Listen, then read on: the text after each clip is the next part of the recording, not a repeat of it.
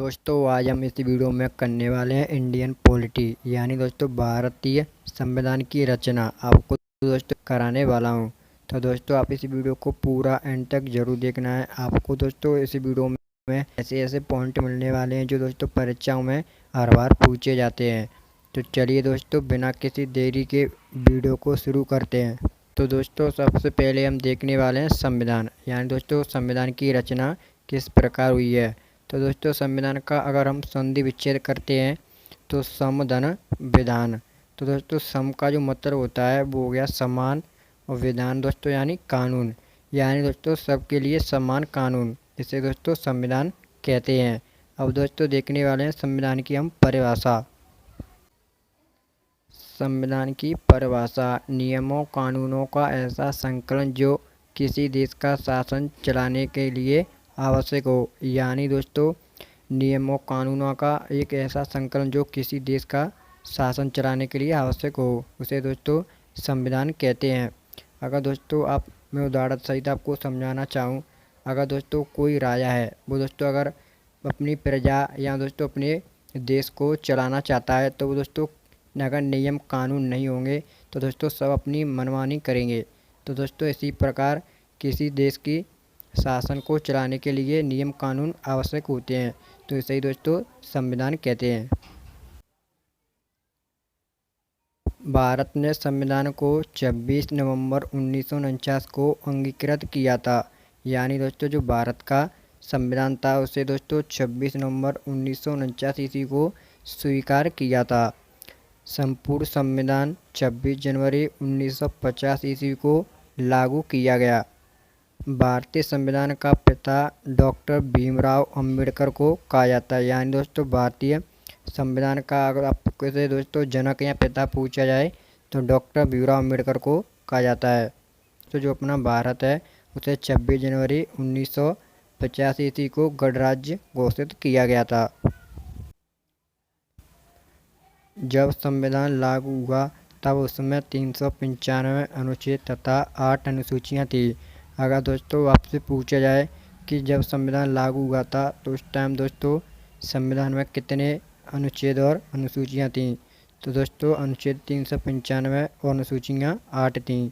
अगर दोस्तों आपसे वर्तमान में बात करी जाए तो अनुसूचियाँ दोस्तों 12 हो गई हैं, ये आपको पता होना चाहिए। पहली बार संविधान सभा की अवधारणा स्वराज पार्टी ने 1935 ईस्वी में प्रस्तावित की थी।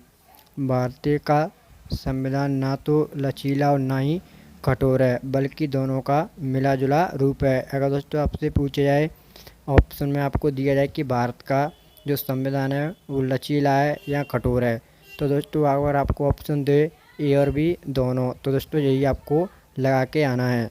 वर्तमान में 470 अनुच्छेद 25 भाग और 12 अनुसूचियां हैं, यानी दोस्तों भारतीय संविधान में वर्तमान में 470 अनुच्छेद 25 भाग और 12 अनुसूचियां उपस्थित हैं। भारतीय संविधान विश्व में सबसे लंबा लिखित संविधान है, यानी दोस्तों जो भारत का संविधान है वो विश्व में सबसे लंबा लिखित संविधान है। 42वें संविधान संशोधन अधिनियम 1976 को मिनी संविधान कहा जाता है। अगर दोस्तों आपसे परीक्षा में प्रश्न पूछा जाए कि किस संविधान संशोधन को मिनी संविधान कहा जाता है, तो दोस्तों आपको बताना है 42वें संविधान संशोधन को मिनी संविधान कहा जाता है। तो दोस्तों अब आपको यहाँ से एग्ज़ाम फैक्ट देखने को मिलेंगे जो दोस्तों एग्ज़ाम में बार बार प्रश्न पूछे जाते हैं, पूछे गए हैं। 22 जुलाई 1947 ईस्वी को राष्ट्रीय ध्वज अपनाया गया था, यानी दोस्तों 22 जुलाई को और 1947 ईस्वी को राष्ट्रीय ध्वज यानी दोस्तों तिरंगे को भारतीय संविधान में अपनाया गया था। 24 जनवरी 1950 ईस्वी को राष्ट्रीय गान को अपनाया गया था, और जो दोस्तों राष्ट्रीय गान सर्वप्रथम 1911 ईस्वी में गाया गया था। 24 जनवरी 1950 ईस्वी को राष्ट्रीय गीत अपनाया गया, जो दोस्तों राष्ट्रीय गीत है वंदे मातरम, उसे 24 जनवरी 1950 ईस्वी को अपनाया गया था। 24 जनवरी 1950 ईस्वी को डॉक्टर राजेंद्र प्रसाद भारत के पहले राष्ट्रपति के रूप में चुने गए थे। यानी दोस्तों 24 जनवरी 1950 ईस्वी को। इसमें सभी भारतीय नागरिकों को मौलिक अधिकार प्रदान किए गए हैं। यानी दोस्तों जो भारतीय नागरिक हैं उनको मौलिक अधिकार प्राप्त किए गए हैं। इसमें मूल कर्तव्य एवं मौलिक अधिकारों का उल्लंघन भी आपको मिलता है भारतीय संविधान में। भारतीय संविधान को संवैधानिक सभा द्वारा अपनाया गया था। अगर दोस्तों आपसे प्रश्न पूछा जाए कि जो भारतीय संविधान है उसे किसके द्वारा अपनाया गया था, तो दोस्तों आप इसे बता सकते हो संवैधानिक सभा द्वारा अपनाया गया था भारतीय संविधान को।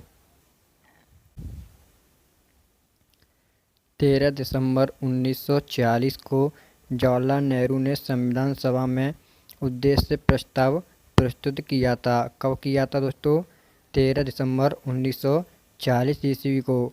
तो दोस्तों मैं आपको क्या करा रहा हूँ, संविधान की प्रस्तावना के बारे में आपको बता रहा हूँ, जिसमें संविधान की भावी रूपरेखा प्रस्तुत की गई थी।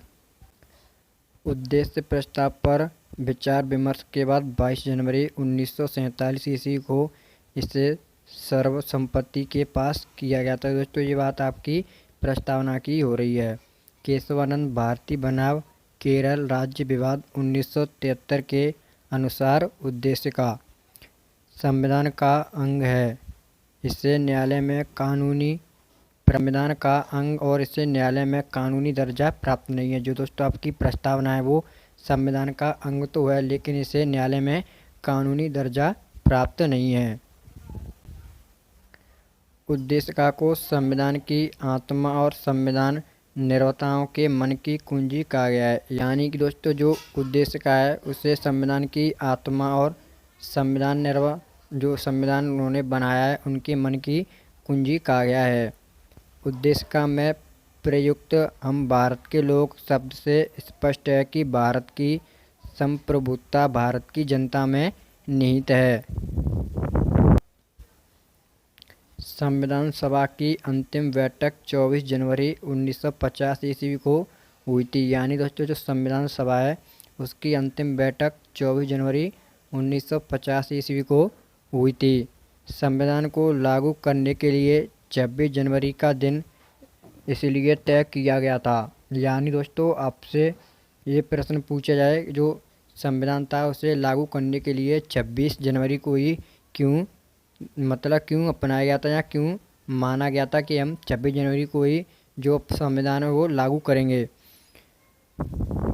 क्योंकि उसी दिन को कांग्रेस ने 1930 ईस्वी में आज़ादी दिवस के रूप में मनाया था। जो दोस्तों 26 जनवरी था उसे राष्ट्रीय कांग्रेस ने 1930 ईस्वी में आज़ादी दिवस के रूप में मनाया था। इसीलिए दोस्तों जो संविधान है वो 26 जनवरी 1950 ईस्वी को लागू किया गया था।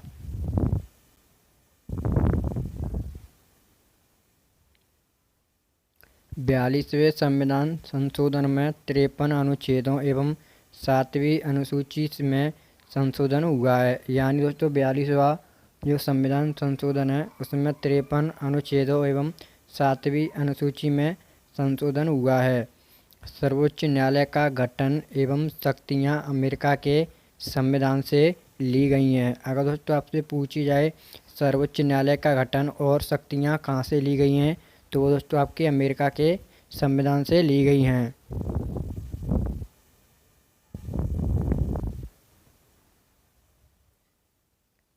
डॉक्टर भीमराव अंबेडकर ने संविधान सभा में 4 नवंबर 1948 ईस्वी को संविधान सभा का अंतिम प्रारूप पेश किया। यानी दोस्तों जो डॉक्टर भीमराव अंबेडकर थे उन्होंने संविधान सभा में 4 नवंबर 1948 ईस्वी को संविधान सभा का अंतिम प्रारूप पेश किया। सर्वप्रथम 1934 ईस्वी में स्वराज दल ने भारतीयों के लिए एक संविधान सभा की मांग की। अगर दोस्तों आपसे पूछा जाए संविधान सभा की मांग सर्वप्रथम कब हुई थी, तो दोस्तों आपकी 1934 ईस्वी में की गई थी। 1935 ईस्वी में भारतीय राष्ट्रीय कांग्रेस ने पहली बार भारत के संविधान के निर्माण के लिए आधिकारिक रूप से संविधान सभा के गठन की मांग की। और दोस्तों 1935 ईस्वी में जो भारतीय राष्ट्रीय कांग्रेस थी उसने भारत के संविधान के निर्माण के लिए संविधान सभा के गठन की मांग की।